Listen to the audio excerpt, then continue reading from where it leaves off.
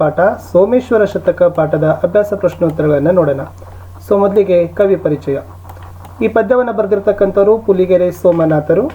ಪುಲಿಗೆರೆ ಸೋಮನಾಥನು ಕ್ರಿಸ್ತಶಕ ಸುಮಾರು 1299ರಲ್ಲಿ ಜೀವಿಸಿದ್ದ. ಧಾರವಾಡ ಜಿಲ್ಲೆಯ ಶಿರಹಟ್ಟಿ ತಾಲೂಕಿನ ಪುಲಿಗೆರೆಯವನು. ಈತನು ಪುಲಿಗೆರೆ ಸೋಮನಾಥನೆಂದೇ ಪ್ರಸಿದ್ಧಿಯಾಗಿದ್ದಾನೆ. ಕನ್ನಡ ಹಾಗೂ ಸಂಸ್ಕೃತ ಭಾಷಾ ಪಂಡಿತನಾದ ಈತನ ಅಂಕಿತ ಹರಹರ ಶ್ರೀ ಚನ್ನಸೋಮೇಶ್ವರ. ಈತನು ಕನ್ನಡದಲ್ಲಿ ರತ್ನಕರಂಡಕ ಕಾವ್ಯವನ್ನು, ಚಂಪು ಶೈಲಿಯು ಸೋಮೇಶ್ವರ ಶತಕವನ್ನು ವೃತ್ತ ಛಂದಸ್ಸಿನಲ್ಲಿಯೂ ರಚಿಸಿದ್ದಾನೆ. ಆಯ್ದ ಭಾಗ ಇಲ್ಲಿರುವ ಚೌಪದಿಗಳನ್ನು ಕನ್ನಡ ಸಾಹಿತ್ಯ ಪರಿಷತ್ತು ಸಂಪಾದಿಸಿರುವ ಸೋಮೇಶ್ವರ ಶತಕ ಕೃತಿಯಿಂದ ಆಯ್ಕೆ ಮಾಡಿಕೊಳ್ಳಲಾಗಿದೆ. ದಯಮಾಡಿ ತಾವೆಲ್ಲರೂ ಕೂಡ ವಿಡಿಯೋನ ಲೈಕ್ ಮಾಡಿ ನಿಮ್ಮ ಫ್ರೆಂಡ್ ಸರ್ಕಲ್ಗೆ ಶೇರ್ ಮಾಡಲಿಕ್ಕೆ ಮರೆಯದಿರಿ. ಹಿಂದಿನ ಪಾಠದ ಪ್ರಶ್ನೋತ್ತರಗಳನ್ನು ನೋಡಬೇಕಾದ್ರೆ ವಿಡಿಯೋದ ಡಿಸ್ಕ್ರಿಪ್ಷನ್ ಬಾಕ್ಸ್ನಲ್ಲಿ 8ನೇ ತರಗತಿ ಕನ್ನಡ ಪ್ರಶ್ನೋತ್ತರ ಅಂತ ಒಂದು ಪ್ಲೇಲಿಸ್ಟ್ ಲಿಂಕ್ ಇದೆ, ಅದನ್ನು ಒತ್ತಿ ನೋಡಿ. 8ನೇ ತರಗತಿಯ ಎಲ್ಲ ವಿಷಯಗಳಲ್ಲಿನೂ ಕೂಡ ನಾವು ಎಲ್ಲ ಪಾಠದ ಪ್ರಶ್ನೋತ್ತರಗಳನ್ನು ಸಹಿತ ನಮ್ಮ ಯೂಟ್ಯೂಬ್ ಚಾನಲ್ನಲ್ಲಿ ಪೋಸ್ಟ್ ಮಾಡ್ತಾ ಇದ್ದೀವಿ, ಅವುಗಳನ್ನು ನೋಡಿ. ಮೊದಲ ಭಾಗದಲ್ಲಿ ಕೊಟ್ಟಿರೋ ಪ್ರಶ್ನೆಗಳಿಗೆ ಒಂದು ವಾಕ್ಯದಲ್ಲಿ ಉತ್ತರಿಸಿರಿ ಅಂತ ಇತ್ತು. ಮೊದಲ ಪ್ರಶ್ನೆ ಇತ್ತು, ನಿಜವಾದ ಬಂಧು ಯಾರು ಅಂತ ಇದೆ. ಉತ್ತರ, ಯಾರು ನಮ್ಮ ಹಿತವನ್ನ ಬಯಸುವನೋ ಅವನೇ ನಿಜವಾದ ಬಂಧು. ಎರಡನೇ ಪ್ರಶ್ನೆ, ಧಾರ್ಮಿಕನೆಂದು ಯಾರನ್ನು ಕರೆಯಲಾಗಿದೆ. ಉತ್ತರ, ತಂದೆ ತಾಯಿಯನ್ನು ಸಲುಹಲು ಬಲ್ಲವನನ್ನು ಧಾರ್ಮಿಕ ಎಂದು ಕರೆಯಲಾಗಿದೆ.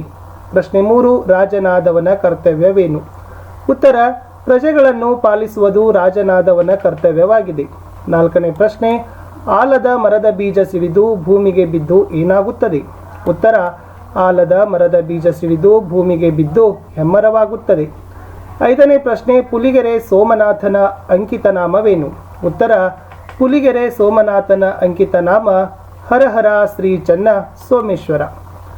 ಮುಂದೆ ಇತ್ತು ಕೊಟ್ಟಿರೋ ಪ್ರಶ್ನೆಗಳಿಗೆ 2-3 ವಾಕ್ಯಗಳಲ್ಲಿ ಉತ್ತರಗಳನ್ನು ಬರಿಬೇಕು. ಮೊದಲ ಪ್ರಶ್ನೆ, ಸುರತಿ ಹಾಗೂ ಸುತನ ಬಗೆಗೆ ಕವಿ ಏನು ಹೇಳಿದ್ದಾನೆ. ಉತ್ತರ, ವೇದಗಳನ್ನು ಬಿಡದೆ ಪಠಿಸುತ್ತಾ ಪಾಲನೆ ಮಾಡುವವನೇ ಸುವ್ರತಿ. ಒಳ್ಳೆಯ ಮಗನೇ ಸದ್ಗತಿಯನ್ನು ತಂದುಕೊಡುತ್ತಾನೆ ಎಂದು ಸೋಮನಾಥ ಹೇಳಿದ್ದಾನೆ. ಎರಡನೇ ಪ್ರಶ್ನೆ, ಭಟ ಮತ್ತು ದ್ವಿಜರ ಲಕ್ಷಣಗಳೇನು. ಉತ್ತರ, ಧೈರ್ಯವಂತನೇ ನಿಜವಾದ ಭಟ, ಒಳ್ಳೆಯ ಆಚಾರವನ್ನು ಹೊಂದಿರುವವನೇ ದ್ವಿಜ ಅಂದರೆ ಬ್ರಾಹ್ಮಣ ಎಂದು ಸೋಮನಾಥ ಹೇಳಿದ್ದಾನೆ. ಕೊಟ್ಟಿರೋ ಪ್ರಶ್ನೆಗಳಿಗೆ 5-6 ವಾಕ್ಯಗಳಲ್ಲಿ ಉತ್ತರಿಸಿರಿ. ಮೊದಲ ಪ್ರಶ್ನೆ, ಶ್ರೇಷ್ಠ ಮಂತ್ರಿಯಲ್ಲಿರಬೇಕಾದ ಲಕ್ಷಣಗಳೇನು. ಉತ್ತರ, ಅತಿ ಗಂಭೀರನು, ಉದಾರನು, ಧೀರನು, ಮಹಾಸಂಪನ್ನನು, ಸತ್ಯಾತ್ಮನು, ರೂಢಿಯಲ್ಲಿರುವ ಹಲವು ಲಿಪಿ ಭಾಷೆಗಳನ್ನು ಬಲ್ಲವನು, ಲಂಚಕ್ಕೆ ಕೈ ಚಾಚದವನು, ವ್ರತವನ್ನು ಪಾಲಿಸುವವನು, ಧರ್ಮಪರನು, ವಿಚಾರವಂತನು, ಸಾಮ, ದಾನ, ಭೇದ, ದಂಡ ಎಂಬ ಚತುರೋಪಾಯಗಳನ್ನು ಬಲ್ಲವನು, ಒಡೆಯನ ಕಾರ್ಯದಲ್ಲಿ ನಿಷ್ಠೆ ಇರುವವನು ಆಗಿರುವವನೇ ನಿಜವಾಗಿ ಒಳ್ಳೆಯ ಮಂತ್ರಿ ಎಂದು ಸೋಮನಾಥ ಹೇಳಿದ್ದಾನೆ. ಎರಡನೇ ಪ್ರಶ್ನೆ, ಬಡವ ಬಲ್ಲಿದನಾಗುವನು ಎಂಬುದಕ್ಕೆ ಕವಿ ನೀಡಿರುವ ನಿದರ್ಶನಗಳಾವವು. ಉತ್ತರ, ಚಂದ್ರನು ಒಂದೇ ಸಮನಾಗಿರುವುದಿಲ್ಲ, ಕಳೆಗುಂದುತ್ತಾನೆ, ಮತ್ತೆ ಹೆಚ್ಚಾಗುವುದಿಲ್ಲವೇ. ಆಲದ ಮರದ ಕೆಲವು ಬೀಜಗಳಾದರೂ ಸಿಡಿದು ಭೂಮಿಯಲ್ಲಿ ಚಿಗುರಿ ಹೆಮ್ಮರವಾಗುವುದಿಲ್ಲವೇ.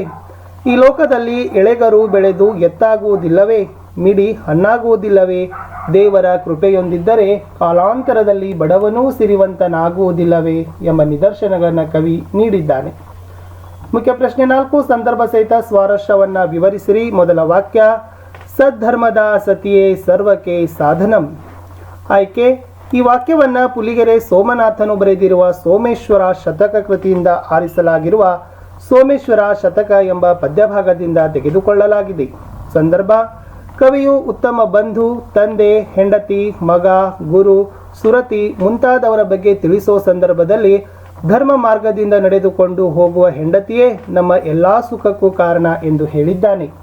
ಸ್ವಾರಸ್ಯ, ಹೆಂಡತಿ ಧರ್ಮ ಮಾರ್ಗದಿಂದ ನಡೆದು ಗಂಡನ ಶ್ರೇಯಸ್ಸಿಗೆ ಕಾರಣಳಾಗುತ್ತಾಳೆ ಎಂದು ಹೇಳೋ ಮೂಲಕ ಜೀವನದಲ್ಲಿ ಆಕೆಯ ಮಹತ್ವವನ್ನು ಇಲ್ಲಿ ಸ್ವಾರಸ್ಯಪೂರ್ಣವಾಗಿ ತಿಳಿಸಲಾಗಿದೆ.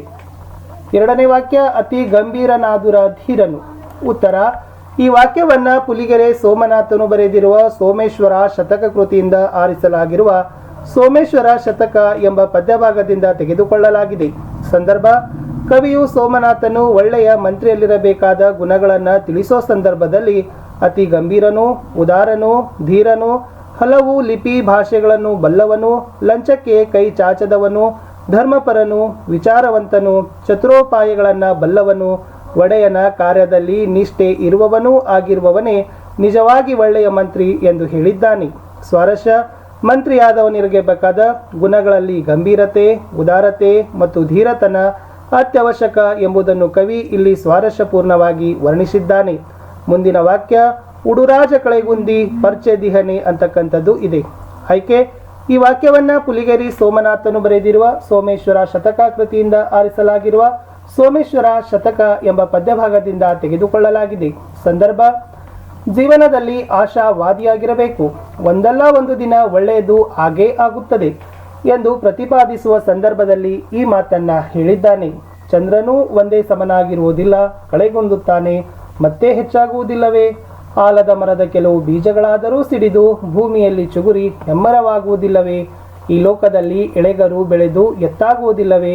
ಮಿಡಿ ಹಣ್ಣಾಗುವುದಿಲ್ಲವೇ? ದೇವರ ಕೃಪೆಯೊಂದಿದ್ದರೆ ಕಾಲಾಂತರದಲ್ಲಿ ಬಡವನೂ ಸಿರಿವಂತನಾಗುವುದಿಲ್ಲವೇ ಎಂದು ಕವಿ ಹೇಳಿದ್ದಾನೆ. ಸ್ವರಶ: ಪ್ರಕೃತಿಯ ಸ್ವಾಭಾವಿಕ ಕ್ರಿಯೆಗಳನ್ನು ಆಧರಿಸಿ ಬಡವನು ಒಂದಲ್ಲ ಒಂದು ದಿನ ಸಿರಿವಂತನಾಗುವನು ಎಂದು ಕವಿ ಆಶಾವಾದ ಮೂಡಿಸೋ ಮಾತನಾಡಿರುವುದು ಇಲ್ಲಿ ಸ್ವಾರಸ್ಯಪೂರ್ಣವಾಗಿದೆ. ಮುಂದೆ ಇದೆ ಮೊದಲೆರಡು ಪದಗಳಿರುವ ಸಂಬಂಧದಂತೆ ಮೂರನೇ ಪದಕ್ಕೆ ಸಂಬಂಧಿಸಿದ ಪದ ಬರೆಯಿರಿ.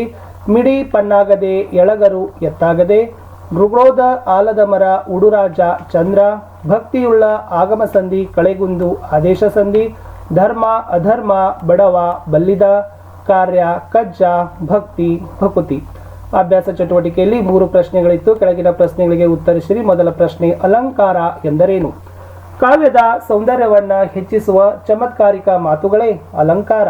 ಪ್ರಶ್ನೆ 2: ಉಪಮಾಲಂಕಾರ ಎಂದರೇನು? ನಿದರ್ಶನ ಸಹಿತ ವಿವರಿಸಿ. ಉಪಮಾ ಎಂದರೆ ಹೋಲಿಕೆ ಎಂದರ್ಥ. ಯಾವ ಅಲಂಕಾರದಲ್ಲಿ ಉಪಮೇಯ ಉಪಮಾನಗಳೊಡನೆ